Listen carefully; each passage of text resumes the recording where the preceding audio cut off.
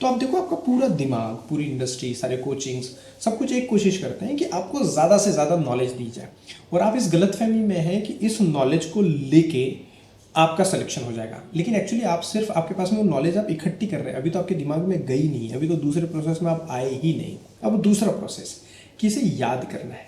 याद हम सिर्फ हमारा दिमाग करता है। एक प्रोसेस है रिवीजन, और आपकी मेमोरी के अंदर अभी जितनी भी चीज़ें हैं उसमें 90% चीज़ें आपको रिवीजन से याद हुई हैं। और दूसरी चीज़ है जिससे कोई चीज़ याद होती है, रेफरेंस या रेलेवेंस या रिलेशन। अगर किसी चीज़ से आप संबंध स्थापित करके अगर किसी चीज़ को देखेंगे, समझेंगे, तो वो जल्दी याद हो जाएगी। आप रिपीटेशन से ही आपको चीज़ें याद होंगी।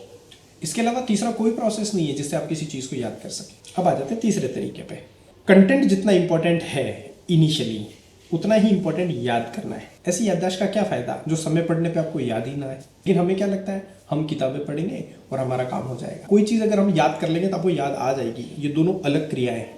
एक में याद करना मतलब किसी चीज़ को आपके दिमाग में स्थापित करना है, लेकिन याद करना, जिसको हम रिकॉल कहते हैं, वो तो अलग प्रोसेस है। आपके दिमाग के अंदर कोई डेटा पड़ा हुआ है, उसको वापस से बाहर निकालना और अपने एक्ट में लाना, तो ये दो अलग प्रोसेस है। आप अपनी तैयारी के सिस्टम को देखिए, आपका सारा फोकस सिर्फ पढ़ने के ऊपर है। वो आपको लगता है आपको याद हो जाएगा, लेकिन आपका रिवीजन कमजोर है, इसकी वजह से आपकी याददाश्त कमजोर है।